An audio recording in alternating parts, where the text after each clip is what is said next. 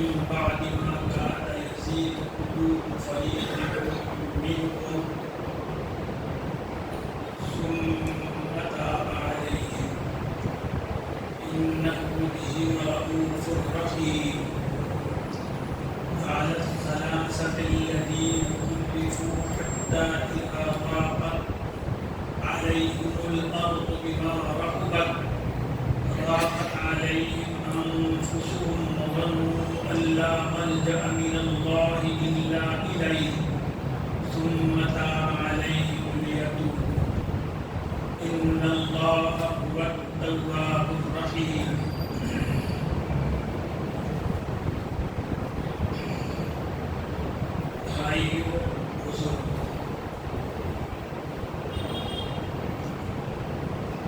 آج سے تفسیر کا انداز تھوڑا بدلے.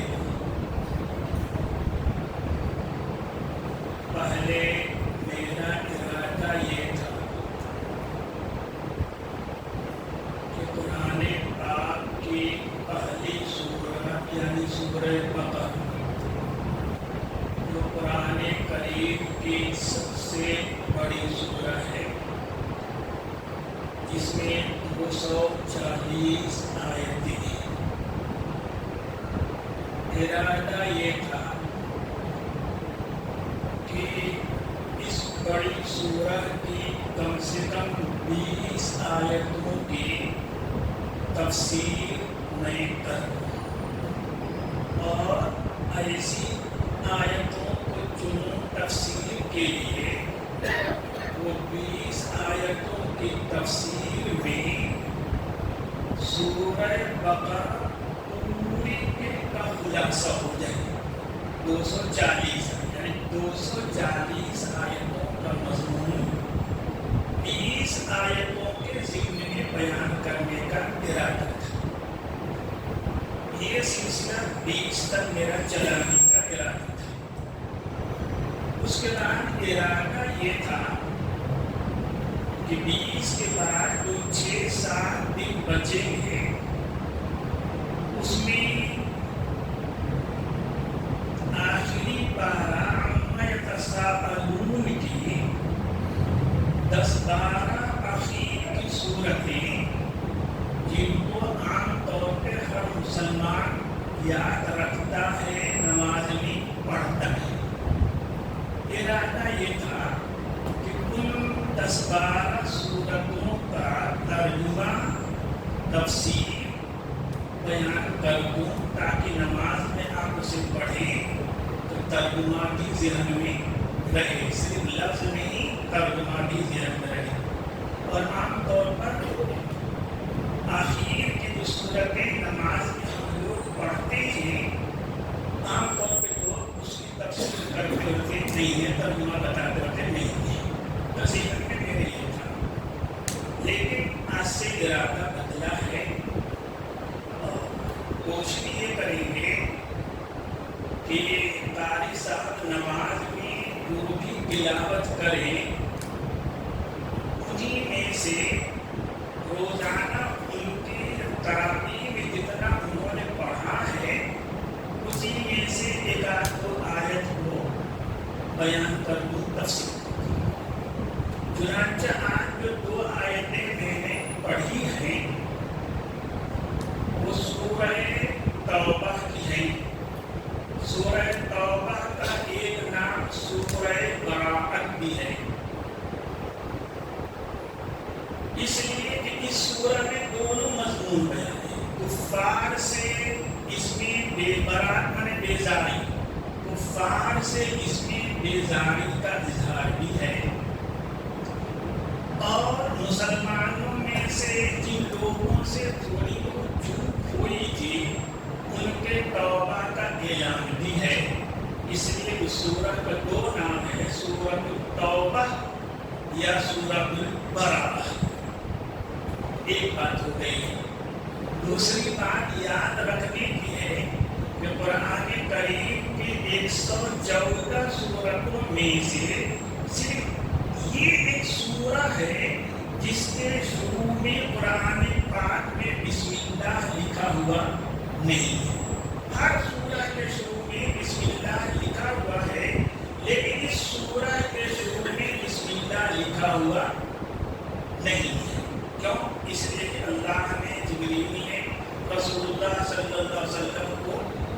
اللہ لکھنے کا حکم نہیں دیا، اس لیے نہیں لکھی گئی۔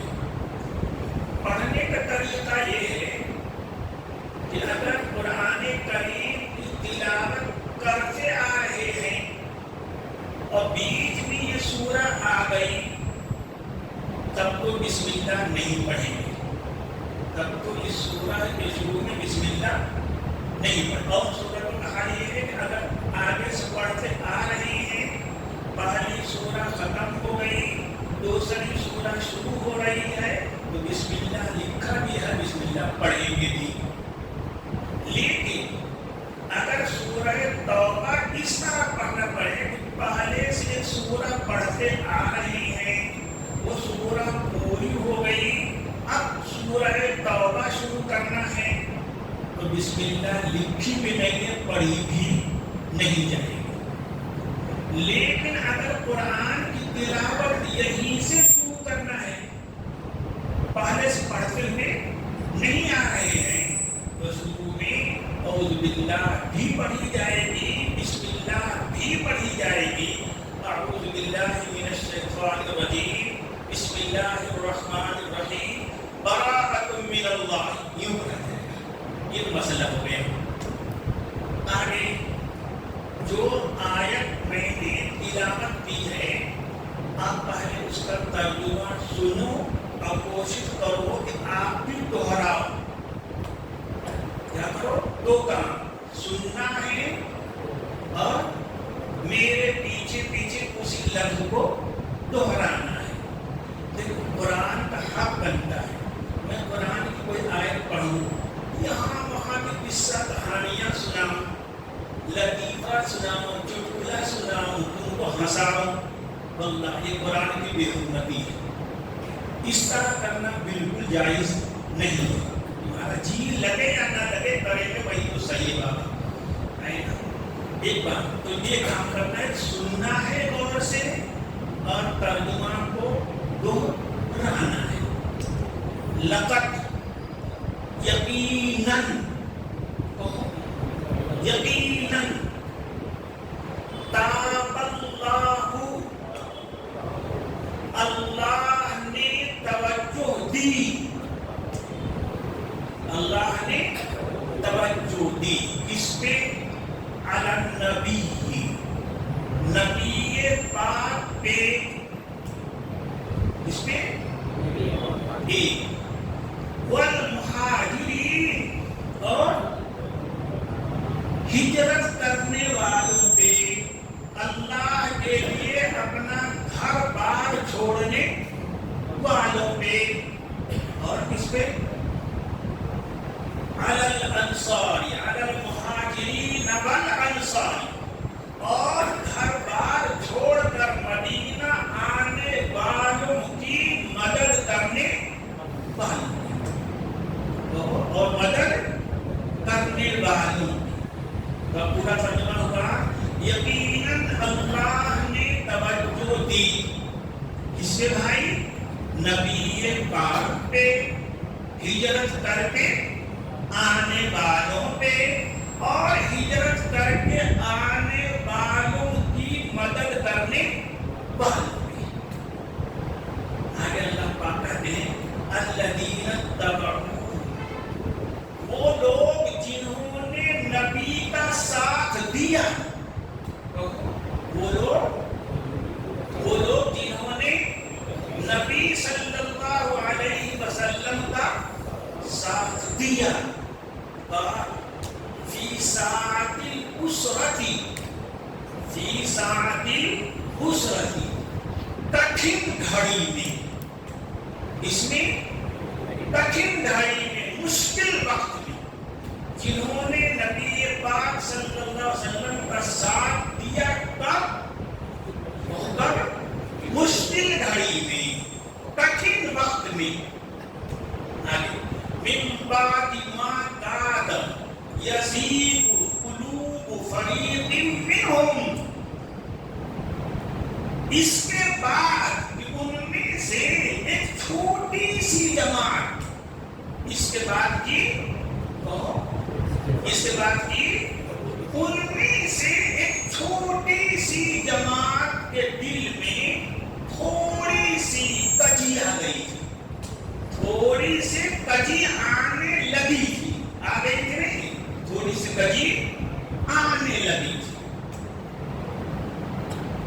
من بعد ما كاد يزيغ قلوب فريق منهم ثم تاب الله عليهم. پھر اللہ نے ان پہ دوبارہ توجہ دی. اللہ نے ان پہ دوبارہ توجہ دی. انکم بہم رؤوف رحیم. انہ یقیناً اللہ پاک بہم ان سے بہت پیار کرنے والے ہیں, ان پہ بہت رحم کرنے والے ہیں. یقیناً اللہ پاک ان سے, ان ہجرت کرنے والوں سے, ہجرت کرنے والوں کی مدد کرنے والوں سے بہت بہت پیار کرنے والے ہیں اور ان پہ رحم کرنے والے ہیں. یہ تو پہلی آیت کا ترجمہ ہو گیا. وعلى الثلاثة الذين خلفوا, اور ان تینوں پہ, اور ان تینوں پہ جن کے مسئلے کو ٹال دیا گیا تھا, جن کے مسئلے کو, معاملے کو کیا کر دیا گیا تھا, ٹال دیا گیا تھا. بس پہلی آیت. دوسری آیت کے لیے میں سمجھتا ہوں وقت نہیں بچے. اب سمجھو کیا کہہ رہے اللہ پاک اس میں. تاب, اللہ نے توجہ دی. اللہ اپنے بندوں پہ جب توجہ دیتے ہیں, اللہ اپنے بندوں پہ جب توجہ دیتے ہیں تین باتوں کے لیے, تین باتوں میں سے کسی ایک بات کے لیے یا تینوں باتوں کے لیے. ایک تو اللہ پاک توجہ دیتے ہیں کہ بندے سے جو گناہ ہوا ہے, غلطی ہوئی ہے, اس گناہ کو, غلطی کو معاف کر دے. بندے کا توجہ دیتے ہیں اس لیے بندے کے گناہ اور غلطی کو مٹانے کے لیے, ختم کرنے کے لیے. ایک تو یہ ہوتا ہے. اب تم غور کرو, یہ توجہ کس بندوں کے ہوگی جو بندے سے گناہ ہو گیا ہے, اور جن بندوں سے گناہ ہوگا ہی نہیں, جیسے نبی ہیں, ان سے تو گناہ ہوتا نہیں ہے.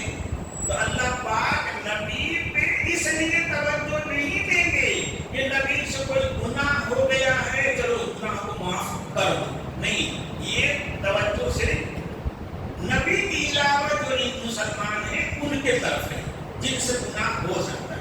تو اللہ پاک کبھی توجہ دیتے ہیں کہ گناہ ہو گیا بندے سے, اس گناہ کو بندے سے کیا کریں, مٹا دیں, ختم کر دیں.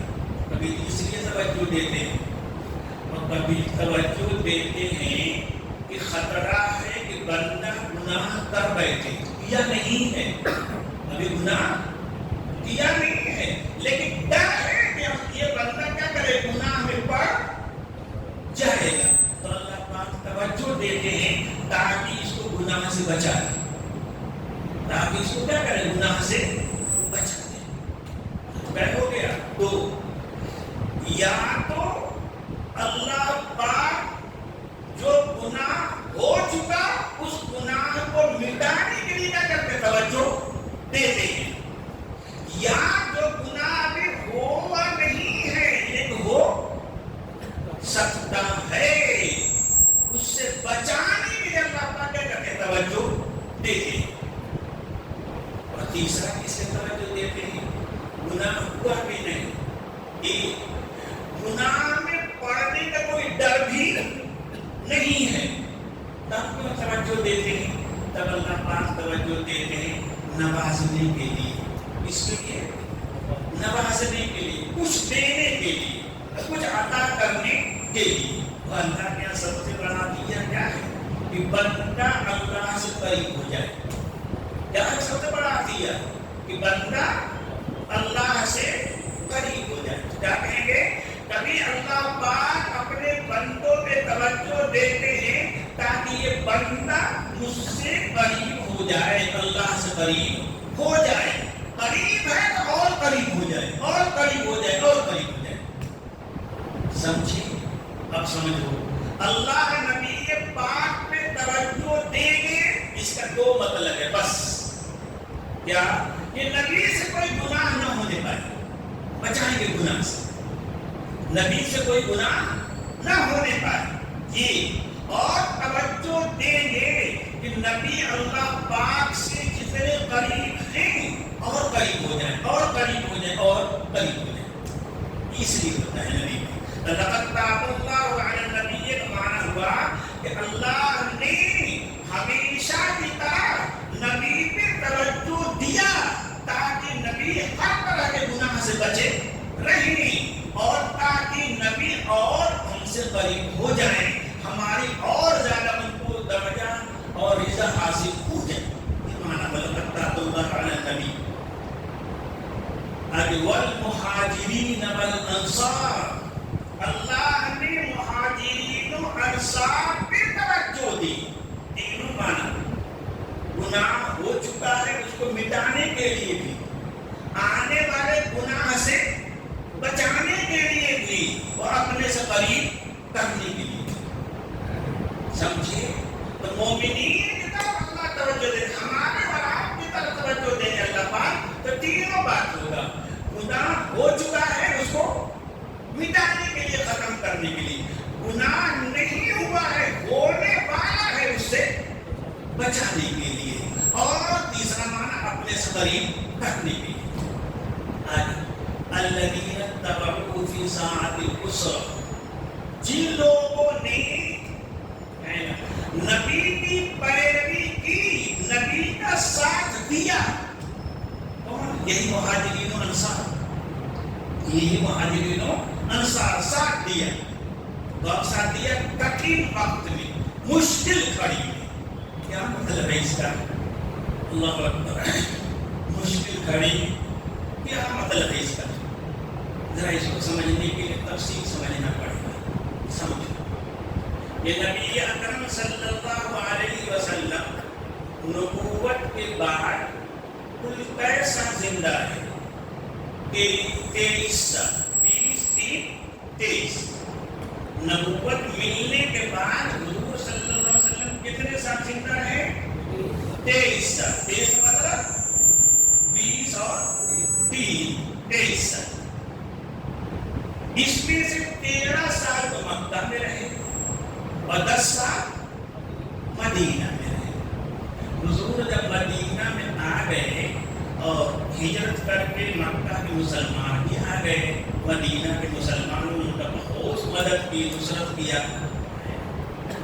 لیکن مدینہ میں آنے کے بعد بھی مکہ کے لوگوں نے، عرب کے دوسرے مشرکوں نے مسلمانوں کو، نبی کو مکہ مدینہ میں بھی چین سے رہنے نہیں دیا، چین سے رہنے نہیں دیا.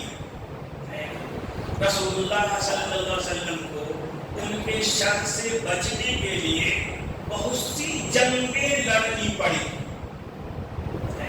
بہت سی لڑائیاں بہت لڑنی پڑی.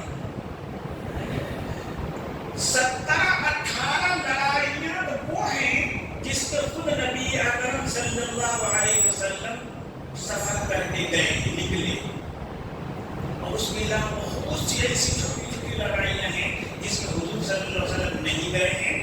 کسی صحابی کو امیر بنا کر بھیج دیا ہے. بہت سی ایسی لڑائیاں. تو بتاؤ، جو لوگ مسلسل لڑائی میں رہیں گے، جنگ میں رہیں گے، وہ اپنے کاروبار پہ، کھیتی پہ توجہ دے پائیں گے؟ نہیں دے پائیں گے. ان کی کھیتیاں بھی تباہ ہوں گی، ان کا کاروبار بھی ختم ہو جائے گا، بزنس بھی ختم ہو جائے گا. یہی حال کس کا تھا؟ صحابہ کا تھا. اس میں جو کسان تھے اپنی کھیتیوں میں وہ توجہ نہیں دے سکے ہے، اور جو بزنس مین تھے اپنے بزنس کو توجہ نہیں دے سکے. وہ تو ہمیشہ اللہ کے راہ میں جہاد میں لگے رہے. سمجھ میں آیا؟ یہ سلسلہ مدینے میں آنے کے بعد آج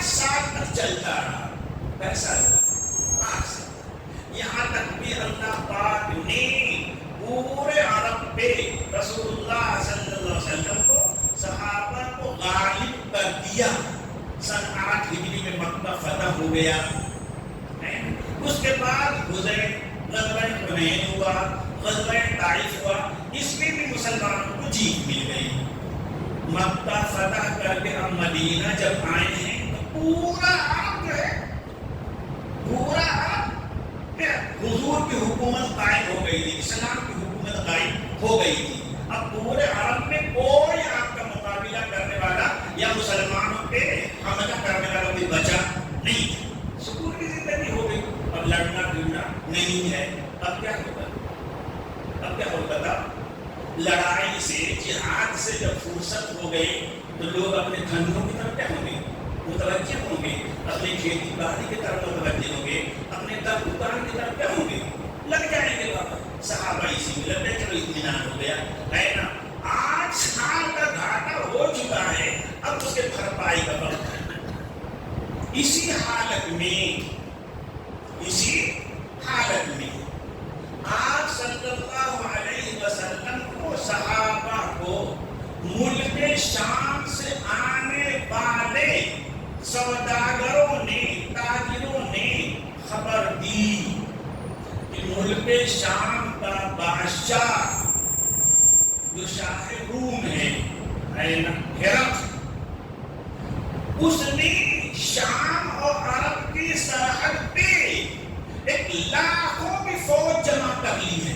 اب اس کا ارادہ ہے وہ مدینے پہ حملہ کر کے رسول اللہ صلی اللہ علیہ وسلم کو ختم کر دے. لاکھوں کی فوج جمع کر لی. اس وقت وہ سپر پاور ہے روم, ایران اور روم, مصر اور شام اور روم, یہ 2 سپر پاور تھے, سب سے بڑی طاقت. ان کے پاس لاکھوں کی فوج ٹریننگ, اور صحابہ کتنے کوئی, وہ بھی ٹریننگ, کوئی فوجی تو تھے نہیں وہ, ہے نا. اب حضور صلی اللہ علیہ وسلم کو جب اس کی خبر لگی تو وہ نبی صلی اللہ علیہ وسلم خبر آنے والے تو تھے نہیں. آپ نے اعلان کیا کہ وہ کیا مدینہ پہ حملہ کرے گا, ہم حملہ کریں گے. اس میں اس کو اپنے ملک میں گھسنے نہیں دیں گے. حضور صلی اللہ علیہ وسلم نے یہ اعلان کیا. اب اعلان کر دیا آپ نے کہ مدینہ اور مدینہ کے چاروں طرف جو آبادیاں ہیں, اس میں جتنے مسلمان ہیں اور لڑنے کے لائق ہیں, یعنی بیمار نہیں ہیں, یعنی صحت مند ہیں, بیمار نہیں ہیں, بوڑھے بچے نہیں ہیں, عورت نہیں ہے, عورت کو نہیں لڑنا ہے, بچوں کو نہیں لڑنا ہے, بوڑھوں کو نہیں لڑنا ہے.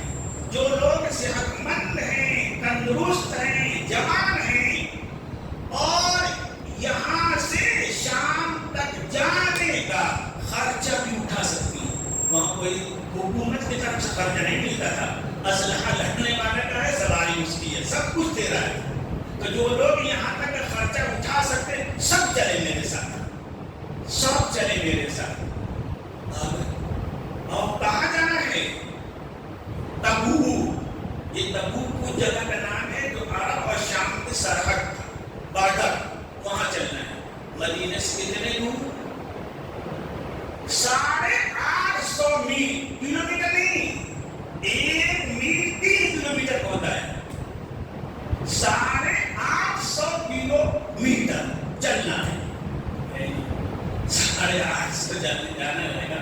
وہ پیدل جانا ہے, کوئی ٹرین تو ہے نہیں, جہاز تو ہے نہیں, پیدل جانا ہے, اونٹ پہ جانا ہے, گھوڑے پہ جانا ہے. آنے جانے میں مہینوں لگ جائے گا. اور ادھر 8 سال کے بعد توجہ دینے کا موقع ملا ہے کھیتی پہ, کاروبار پہ. اب ہوا کریے, اور اس پہ ایک تو سفر لمبا, ایک تو سفر لمبا, اور دوسرے کاروبار, کھیتی پک چکی, کھجوریں پک چکی تھی, بس توڑنا باقی تھا. چھوڑ کے چلے جائیں گے, مہینوں بعد واپس ہونے تو کیا ہوگا, ساری کھجوریں گرے گی, سڑے گی, نہیں ہوگا, ہے نا. سمجھ میں ایک بات یہ. اور گرمی کا موسم, اور عرب کی گرمی, منگلور کی نہیں بابا, 50-52 ڈگری کی گرمی. اس گرمی میں سفر کرنا ہے تو بتاؤ, ٹیڑھا وقت تھا کہ نہیں, مشکل وقت تھا کہ نہیں. اسی کو اللہ بات پر ہے, فی ساعت العسرۃ, کٹھن گھڑی میں, مشکل وقت میں جنہوں نے حضور کا ساتھ دیا, ہم نے ان کی توبہ قبول کر لی, ان کو بچا لیا یا گناہ ہو گیا تو اس گناہ کو ہم نے کیا کرتے مٹا دیا. سمجھ میں آیا؟ البات سمجھ میں آئی. فی ساعت العسرہ کٹھن گھڑی میں انہوں نے حضور نے کیا کیا تھا؟ ساتھ دیا تھا. بھائیو اللہ پاک اسلام کے مسلمانوں کے مشکل وقت میں جو ساتھ دیتا ہے اللہ اس کا ہاتھ تھام لیتے ہیں. اللہ اس کا تھام لیتے ہیں. جو کسی بھی مسلمان کی مشکل گھڑی میں مدد کرے گا ینصرہ اللہ, اللہ پاک اس کی کیا کریں گے؟ مدد کریں گے.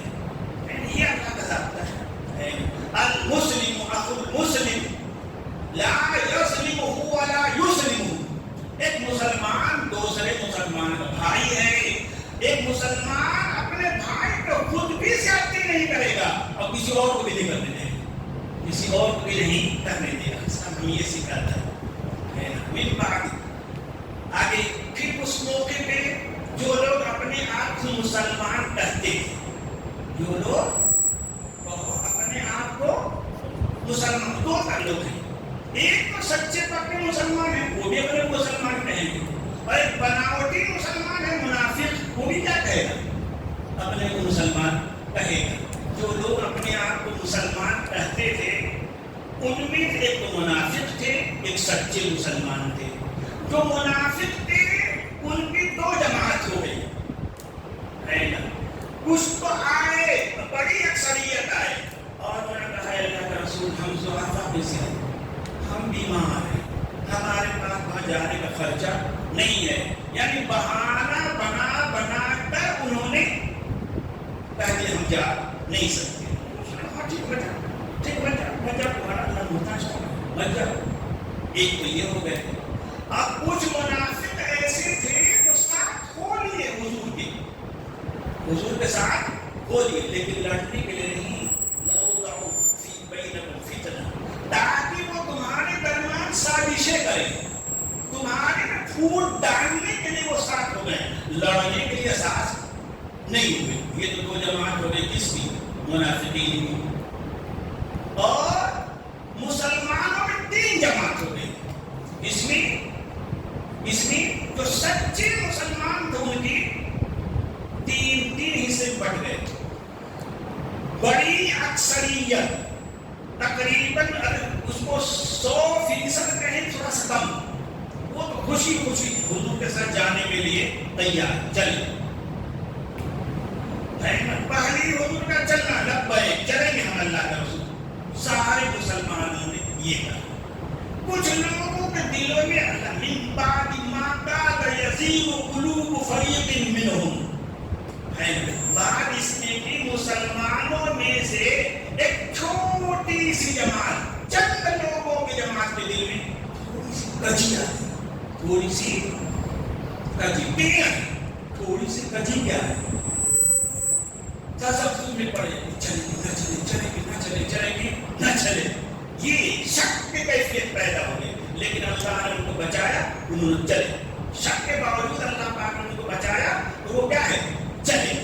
تو یہ تو ایک تو جو بلا شک تردد کے فوراً ساتھ ہو لیے, اور ایک تھوڑا سوچ بچار کے بعد کیا ہوئے؟ ساتھ ہو لیے حضور. ایک جماعت بڑی جماعت یہی ہے. لیکن یہ غزوہ تبوک میں 30,000 لوگ, 30,000 مسلمان. دیکھو فتح مکہ میں کتنے 10 کا ہے, حدیبیہ اور طائف میں 12 اور 14,000 تھے. ابھی سال پورا نہیں ہوا کہ مسلمان لڑاکوں کی تعداد کتنی ہو گئی تھی؟ 30,000. 30,000 کو لے کر ساتھ چلے. سمجھ میں آئے گا؟ کچھ مسلمان ایسے بھی رہے تھے جن کو کوئی عذر نہیں تھا, صحت مند تھے, ان کے پاس پیسہ بھی موجود تھا, سواری بھی موجود تھی, سچے پکے مسلمان بھی تھے, لیکن وہ حضور کے ساتھ نہیں گئے. کتنے؟ 10. کتنے؟ 10. یہ نہیں کہ 100, وہ 30,000 میں سے صرف 10 وہ نہیں گئے. صحت مند تھے, تندرست تھے, پیسہ بھی تھا ان کے پاس, لیکن نہیں گئے. سمجھ نہیں آئے گا؟ یہاں تک کہ حضور گئے. لمبی بات ہے, تو تمہارا وقت بھی پورا ہو گیا, لمبی بات ہے نا. کیا ہوا؟ گئے حضور صلی اللہ علیہ وسلم 1 مہینہ جا کر تبوک میں رہے پوری فوج کے ساتھ، اور ہرقل بھی عقل گم ہو گئی، ہمت نہیں ہوئی کہ فوج لے کر نکلے، فوج کو واپس بلا لیا اندر، ہے نا؟ یہ 30,000 تھے، وہ 1,00,000 سے زیادہ تھے، وہ ٹریننگ نہیں ہوئے تھے، انہوں نے ٹریننگ کوئی لیا نہیں تھا، ٹرین میں فوجی تھے، یہ تو اسی علاقہ کا تھا رسول اللہ کے ساتھ. لیکن جو کو خبر لگی کہ محمد اپنا لشکر لے کر آئے، اور وہ بھی لشکر ایسا جن کو اللہ کی راہ میں جان دینا ہے نا. کافروں کو شراب سے زیادہ محبوب ہے، کافروں کو جتنا شراب لذیذ ہے، ان صحابہ کو اللہ کے راہ میں سے جان دینا اس سے زیادہ عزیز ہے. پتہ چلا فوراً اپنے فوج کو واپس بلا لیا. حضور وہاں گئے، 30 دن تک لگاتار رہے، لیکن ایک چوہیا کا بچہ بھی لڑنے کے لیے نہیں آیا. حضور صلی اللہ علیہ وسلم گئے، پھر وہاں سے واپس ہوئے. اب یہ 10 مسلمان جو کہ جا نہیں سکے تھے، عذر بھی نہیں تھا، جا کے نہیں سکے تھے.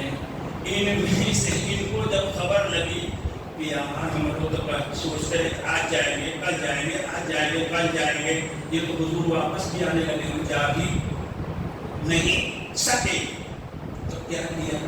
ان میں سے 7 نے تو حضور کے مدینہ آنے کے پہلے خود ہی اپنے کو سزا دی.